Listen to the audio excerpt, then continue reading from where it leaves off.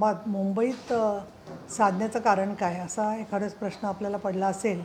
परंतु अनेक वर्ष विदर्भामध्ये नागपूरला अधिवेशन होतं आणि ते अधिवेशन झालं की मुंबईत ही अर्थसंकल्पीय अधिवेशन होतं. परंतु या अधिवेशनात झालं काय हा प्रश्न बऱ्याचशा वेळेला विदर्भातली जनता आणि महाराष्ट्रातल्या जनतेलासुद्धा पडलेला असतो. तर त्या दृष्टिकोनातून एक महत्त्वाचा लेखाजोखा आपल्यासमोर मांडण्याच्या दृष्टिकोनातून हा पत्रकारांशी संवाद आयोजित केलेला आहे.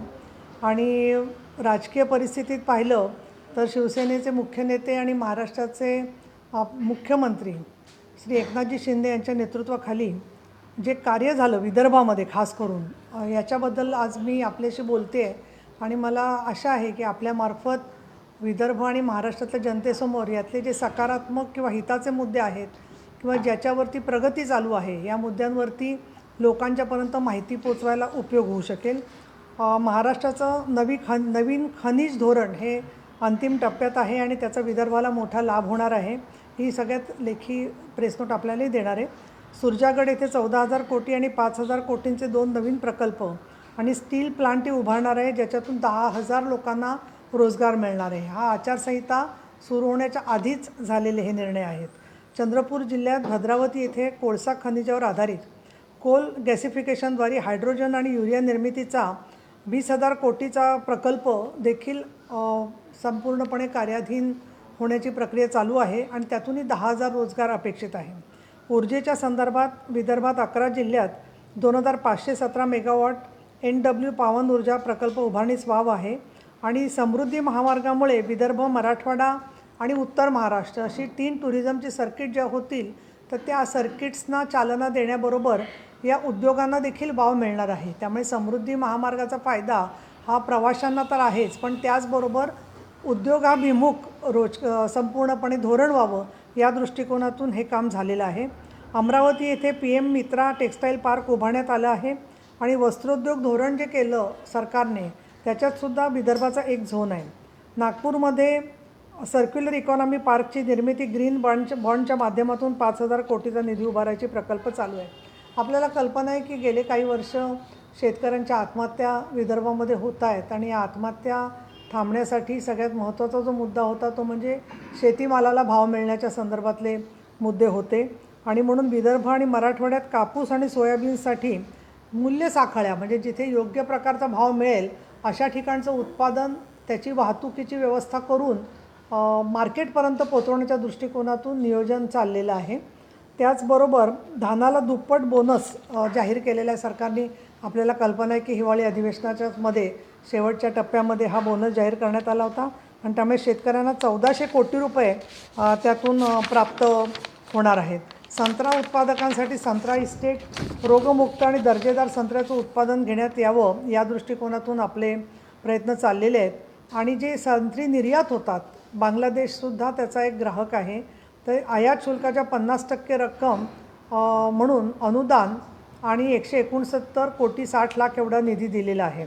याखेरीज पवनार वर्धा ते पात्रादेवी सिंधुदुर्ग महाराष्ट्र शक्तिपीठ महामार्ग हे काम चालू आहे. ते 86,300 कोटीचं आहे. नागपूर मेट्रो रेलचा पहिला टप्पा सुरू आहे. दुसऱ्या टप्प्याला मान्यता मिळालेली आहे. आणि समृद्धी महामार्गाचा अखेरचा टप्पा सुरू होऊन गडचिरोलीपर्यंत मार्ग वाढवणार आहे. सिंचनाच्या मध्ये अनुशेषाच्या प्रश्नावर अनेक वर्ष आपण पाहिलं की अधिवेशनामध्ये फार मोठा वादविवाद होत असतो आणि शेतकऱ्यांची अपेक्षा असते की सिंचनाचा अनुशेष मिळाला पाहिजे जेणेकरून विकासाच्यासाठी जे जिल्हे तालुके मागासलेले आहेत त्यांच्यासाठी पावलं उचलली जावी.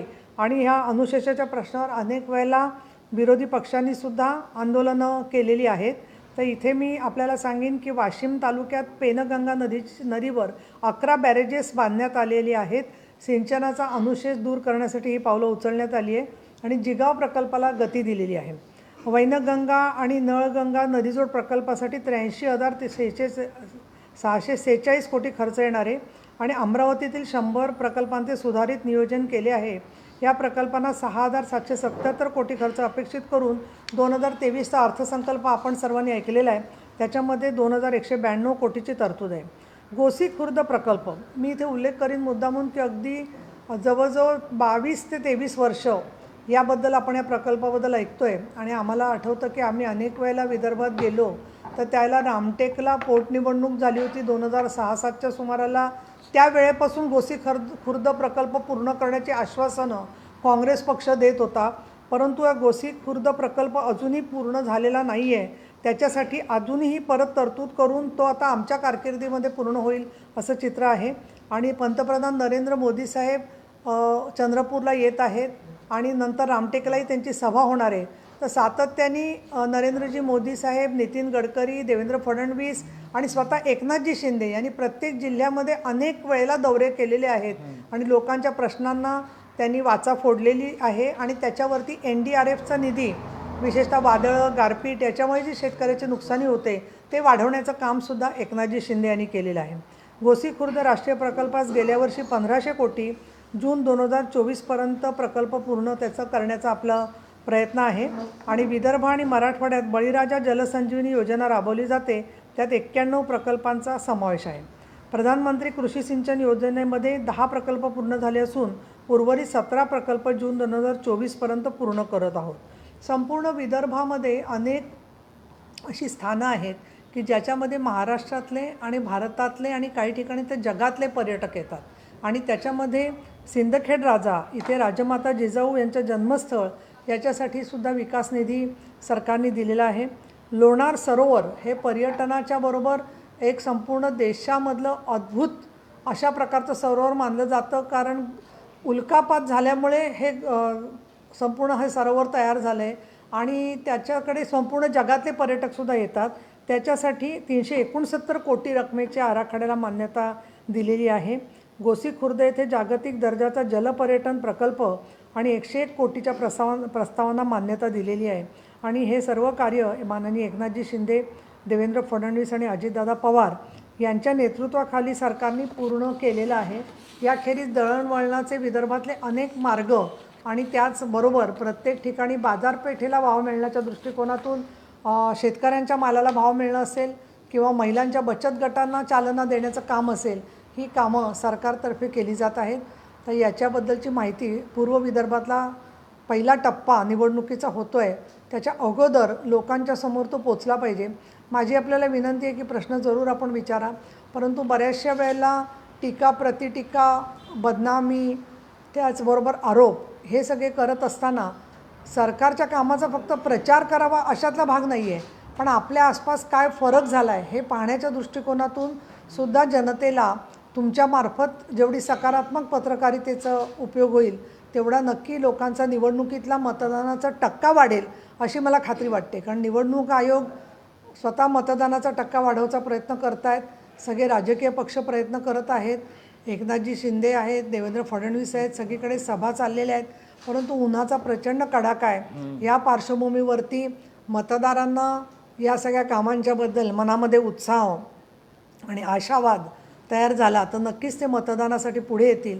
आणि महिला मतदार जे आहेत त्यांच्यापर्यंतसुद्धा त्यांच्या ज्या अपेक्षा आहेत त्याच्यामध्ये असुरक्षिततेवरती सरकारने केलेली कामकाज, कार्यवाही, त्याचबरोबर बचत गटांच्यासाठी केलेलं काम, लेक लाडकीसारखी योजना, त्याचबरोबर उत्पादनाच्यासाठी म्हणजे सांगायला हरकत नाही आहे, परंतु अनेक वेळेला सरकारकडे मागणी केली जाते, परंतु बुलढाण्याचे आमचे उमेदवार आणि तिथले खासदार प्रतापराव जाधव यांनी स्वतःच्या कामातून तिथे प्रत्येक तालुक्यामध्ये बचत गटांच्यासाठी मॉल स्वतः बांधून दिलेले आहेत की जेणेकरून कुणाकडे त्यांना उत्पादनाची ठेवण्यासाठी हात पसरायला लागू नये. आणि या दृष्टिकोनातून आमचे आता जे काही उमेदवार बाकी राहिले आहेत की ज्यांची एक संभाजीनगरचा आधीचा टप्पा आहे, पण बाकी सर्व जे उमेदवारची घोषणा माननीय एकनाथजी शिंदे योग्य त्या वेळेला करतील. ते सगळे बहुतेक उमेदवार शेवटच्या टप्प्यातले म्हणजे 20 मेच्या काळचे आहेत. कालच साहेबांनी स्वतः आपल्याशी संवाद साधलेला आहे. पण या संदर्भामध्ये किंवा जे जे काही सकारात्मक मुद्दे आहेत सरकारने केलेले त्याच्याचबरोबर जे जनतेच्या अतिशय जिव्हाळ्याचे काही मुद्दे आहेत त्याच्यावर मी आत्ता बोलले नाही. आणि ते म्हणजे दुष्काळी परिस्थिती राज्यामध्ये काही जिल्ह्यांमध्ये आहे, काही मंडलमध्ये आहे, काही तालुक्यांमध्ये आहे आणि तिथे पाण्याचे टँकर्स किंवा रोजगार हमी योजनेची कामं, मुलांना फी माफी, या सगळ्या मुद्द्यांवरती सरकारने ऑक्टोबर 23मध्ये GR काढलेला आहे. तर तुमच्यामार्फत मला सांगायचं की जिथे पाणी टंचाई जाणवत असेल, ज्या ठिकाणी महिलांना पाण्यासाठी वणवण करावी लागते, त्या ठिकाणच्या तहसीलदारांनी स्वतः त्याची दखल घेऊन जिल्हाधिकाऱ्यांच्याकडून योग्य त्या पद्धतीने ग्रामसभा घेऊन तिथे पाण्याचे टँकर पुरवले पाहिजेत असे निर्देश माननीय मुख्यमंत्री एकनाथजी शिंदे यांनी दिलेले आहेत. ते काम त्यांनी इक्बाल सिंह चहल हे CMO कार्यालयातल्या अधिकाऱ्यांवर सोपवलेलं आहे आणि त्यामुळे ज्या ठिकाणी गोरगरीब जनतेला मायभगिनींना दुष्काळाच्या झळा पोचत आहेत तर निवडणुकीच्या आचारसंहितेत कुठलाही प्रचार प्रसार न करता, परंतु एक पूर्वीचा नागपूरचा हायकोर्टाचा निर्णय आहे ज्याच्यामध्ये सांगितलेलं आहे की विकास कामांना आचारसंहितेची आडकाठी नाही आणि त्याच्यामुळे दुष्काळ निवारणाचं कामसुद्धा राजकीय पक्षाच्या कामाच्या बरोबरच सरकारच्या तर्फे नीट होते की नाही याच्यावरती सुद्धा देखरेख माननीय एकनाथजी शिंदे करत आहेत. तर मी इथे थांबते, तुम्ही प्रश्न विचारू शकता.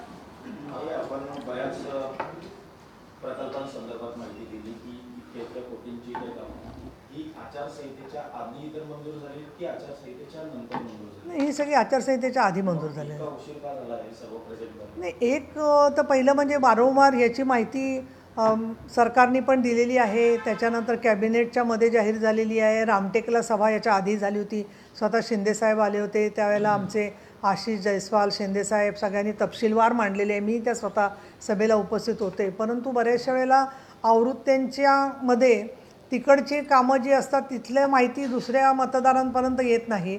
आणि दुसरं असं आहे की रोज काही व्यक्ती या सकारात्मक किंवा विकासाच्या मुद्द्यांवरून रोज त्यांचा शिव्यांचा वचननामा चालू असतो, टीका प्रतिटीका आरोप.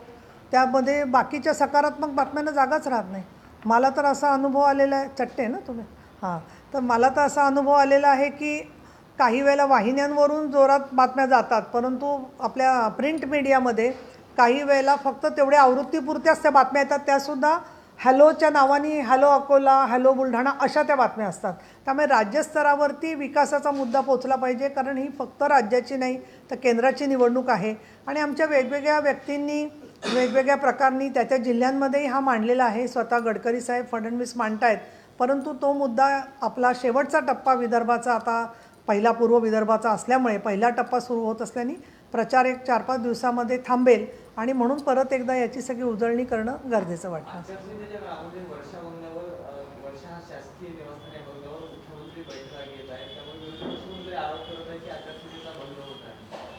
काय विषयावरती भेटत आहेत लोक किंवा बोलत आहेत याची जोपर्यंत माहिती होत नाही तोपर्यंत असे आरोप करणं म्हणजे आचारसंहिता म्हणजे काही कोविडची आचारसंहिता नाही आहे की कोणीच कोणाला भेटायचं नाही म्हणून. लोक भेटू शकतात, निवेदनं देतात, चर्चा करतात. MPSCच्या परीक्षा पुढे ढकलल्या गेलेल्या आहेत काही ठिकाणी, तो फार ज्वलंत प्रश्न आहे. काही ठिकाणी आशा सेविका किंवा अंगणवाडी सेविका त्यांचे प्रश्न आहेत. आता मी पाण्याचा प्रश्न मांडला तुम्हाला की त्याची निवेदनं काही लोकांची असतात. तर या सगळ्या मुद्द्यांवरती वर्षा या निवासस्थानी त्यांना अधिकार आहे भेटण्याचा, बोलण्याचा सगळ्या जणांना. त्यामुळे विरोधी पक्षांनी तरी स्वतःचा बंगल्यात भेटतातच आहेत ना, ते शासकीयच बंगले आहेत ना. राजकीय बैठका कुठली कशाला उद्देशून म्हणतात मला माहीत नाही आहे त्याच्यामध्ये. पण मी असं सांगीन त्यांना की ह्या राजकीय बैठका फक्त होत आहेत असा आमच्यावर आरोप होऊ नये. या दृष्टिकोनातून त्यांनी स्वतःही विरोधी पक्ष म्हणून मधून मुख्यमंत्र्यांना भेटावं, काहीच हरकत नाही आहे. ताई, तुम्ही नेहमीच महिलांच्या संदर्भात बोलत असाल. यंदा 4,46,16,000 महिला ज्या आहेत त्या मतदानासाठी पात्र झालेल्या आहेत. पण सगळ्यात महत्त्वाचं म्हणजे की यंदा 5,618 तृतीयपंथी सुद्धा मतदान करणार आहेत. तृतीयपंथीयांचा महाराष्ट्रातला आकडा हा 25,000च्या वरती गेलेला आहे. महाराष्ट्र शासन मागच्या अनेक वर्षांपासून याच्यावर काम करताना कुठेतरी अपेक्षित होते, कारण की 25,000चा आकडा असून सुद्धा 5,000 साक्षर मतदार यंदा तृतीयपंथी पुढे येताना पाहिजे. समाजातले खूपसे असे परिघावरचे घटक आहेत की ज्यांना आजही, म्हणजे मलाही स्वतः काय काय आदिवासी भेटलेले आहेत असे की त्यांना असं निवडणुकीनंतर भेटल्यावर विचारलं की बाबा मतदान केलं का, तर त्या व्यक्तीने मला सांगितलं नाही. तर म्हटलं का, तर मी कधीच केलं नाही मतदान. तर म्हणजे आपल्याकडे जेव्हा 50% मतदान होतं तेव्हा 50% मतदान न केलेलं असतो. आपण नेहमी किती मतदान झालं हे बोलतो आहे, पण अनेक कारणामुळे लोक मतदान करत नाहीत. आणि त्याला मी विचारलं का नाही केलं, तर तुम्हाला माझ्याकडे कोणीच आलं नाही. म्हणजे ही एक समजूत आहे लोकांची की कोणीतरी आपल्या घरी बोलवायला आलं तर मतदान करायचं. मतदान हे स्वतःला बाळासाहेब ठाकरे म्हणायचे की मतदान जे आहे ते सक्तीचं करा, पण सक्ती करून होत नाही. मनापासून एक लोकशाही भूमिकेत त्यांना जागृत व्हावं म्हणून आपण सक्ती न करता त्यांना एक उत्तेजित करतो किंवा उत्साहित करतो.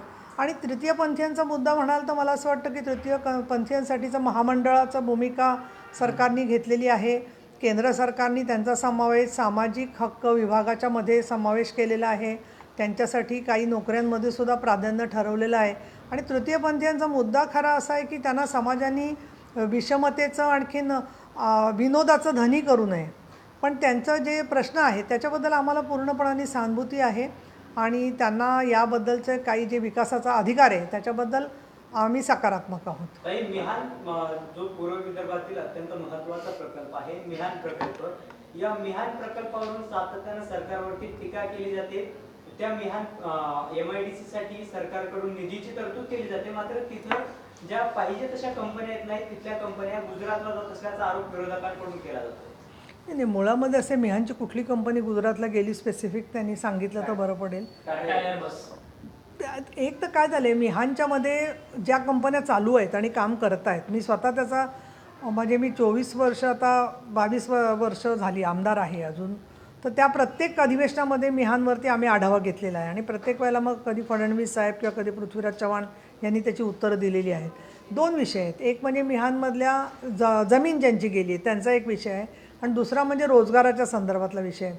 तर यासाठी म्हणूनच स्वतः तिथले पालकमंत्री सातत्याने आढावा घेत असतात. पण काही जणांना लागणारे जे ॲसेसरीज असतात किंवा जे त्यांच्यावर अवलंबून असणारे उद्योग असतात त्या दृष्टिकोनातून काही फेरबदल होत असतात त्यामध्ये. परंतु मिहान ही एक महत्त्वाकांक्षी योजना राज्य सरकारने प्रत्यक्षात आणली आणि त्याला चालना देण्याचं काम आज केलेलं आहे. त्यातून निश्चितपणाने काही लोकांना रोजगार पण मिळालेला आहे. सगळंच ते मिहान फेल्युअर झालं असं म्हणण्यासारखं नाही आहे. तरीही मी असं सांगेन आपल्याला की दोन्ही निकष लावूया आपण. एक म्हणजे या निवडणुकांमध्ये मतदानाचा निकष, कारण शेवटी फैसला निवडणुकीत होत असतो आणि मिहानसारखे प्रकल्प आमच्याकडेही करा अशी अनेक लोकांची मागणी आहे आणि त्यामुळे जनता त्याच्यावरती योग्य तो जनादेश देईल. पण तरीही मी असं म्हणेन की विरोधी पक्षांनी मिहानच्याबद्दल एखादा नीट अहवाल सरकारने मांडावा आणि आम्ही त्याच्यावर चर्चा करू.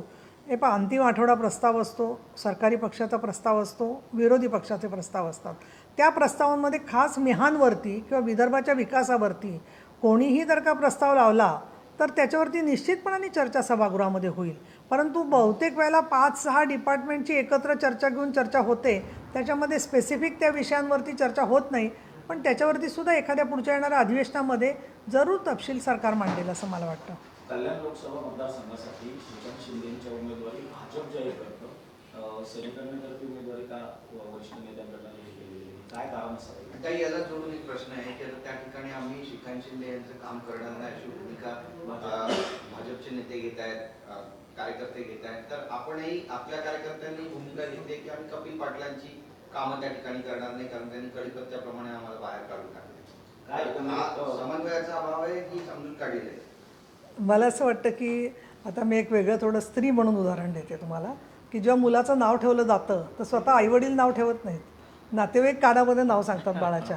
तसं श्रीकांत शिंदेंबद्दल अतिशय स्नेहपूर्ण भूमिका आहे देवेंद्रजींची, त्यामुळे त्यांनी ते जाहीर केलं तर त्याच्यात खटकण्यासारखं काही असं मला वाटत नाही आहे त्याच्यामध्ये. 47 उमेदवारांचं काय मग? नाही नाही, बाकीच्या उमेदवारांना नाही नाही, हे मी तुम्हाला एक याचा भाग म्हणून सांगितला. आई-वडिलांनीच ठेवावं. नाही नाही, आता इथे कसं आहे, स्वतः शिंदेंचे सुपुत्र आहेत ते म्हटल्यावरती आता काही ठिकाणी पद्धत अशी असते, स्वतः शिंदेसाहेबही बोलले की पहिलं स्वतःच्या मुलाचं नाव लिहून टाकायचं कुठेही. तसं नाही आहे शिंदेसाहेब, त्याच्यामुळे योग्य त्या वेळेला ते जाहीर करणार होते. पण ते दोघांशी संवाद झाल्यावरतीच ते जाहीर झालेलं आहे. आणि काल आम्ही जेव्हा विचारणा केली त्यांना, इकडे आले होते त्यावेळेला, तेव्हा ते म्हणाले की आपल्याकडूनही अधिकृतरित्या आपण ते जाहीर करतोय म्हणून ते केलेलं आहे काल.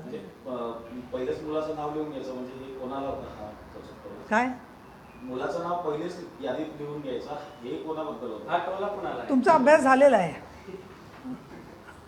मी परत उजळणी कशाला घ्यायला पाहिजे, सगळ्यांना माहिती आहे काय ते. हां, ताई, वरच्यावरती शिवसेनेच्या वरिष्ठ नेत्यांची बैठक झाली तर काय झालं, काय म्हणतो? दुसरा एक प्रश्न आहे.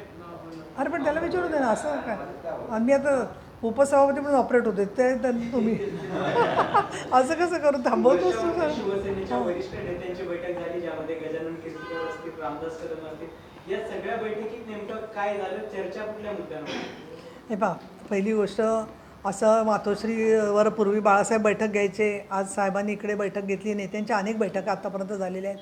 मी स्वतः त्या नाशिक सोडवण्यासंदर्भात किंवा इतर नाही, मुळात आमची पक्षाची शिस्तच अशी आहे की एकही गोष्ट मीडियाला बोलली नाही नको ती तर माणूस तो प्रवक्ता कायम राहतो.